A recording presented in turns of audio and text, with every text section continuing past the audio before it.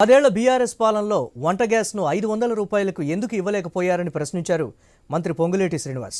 ఖమ్మం జిల్లా సత్తుపల్లిలో ఇందిరా మహిళా శక్తి సంబరాల కార్యక్రమంలో మంత్రి వ్యాఖ్యలు చేశారు. బీజేపీ పాలిత రాష్ట్రాల్లో కూడా సన్నబియ్యం ఇవ్వాలనే ఆలోచన రాలేదన్నారు. ఇందిరమ్మ ప్రభుత్వంలో రాష్ట్ర వ్యాప్తంగా 5,60,000 కొత్త రేషన్ కార్డులు మంజూరు చేశామన్నారు మంత్రి. గత ప్రభుత్వం 10 ఏళ్లలో చేసిన అప్పులకు వడ్డీలు కడుతూనే సంక్షేమ పథకాలను కొనసాగిస్తున్నామని మంత్రి పొంగులేటి తెలిపారు.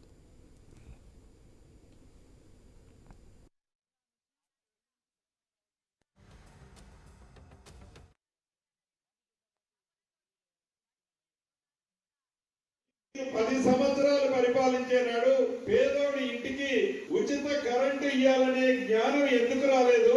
కేంద్ర ప్రభుత్వం అడ్డగోలుగా గ్యాస్ రేట్లు పెంచుతుంటే అది పేదోడి మీద భారం పడొద్దని, ఆ భారాన్ని రాష్ట్ర ప్రభుత్వం భరాయించొద్దని ఎందుకు మీరు 500కో 400కో పేదోడికి గ్యాస్ మొత్తం ఇవ్వలేకపోయారు? చివరికి కేంద్ర ప్రభుత్వం పరిపాలిస్తున్న బీజేపీ రాష్ట్రాలలో కూడా సన్న బియ్యం ఇవ్వాలనే ఆలోచన కేంద్ర ప్రభుత్వానికి రాలేదు.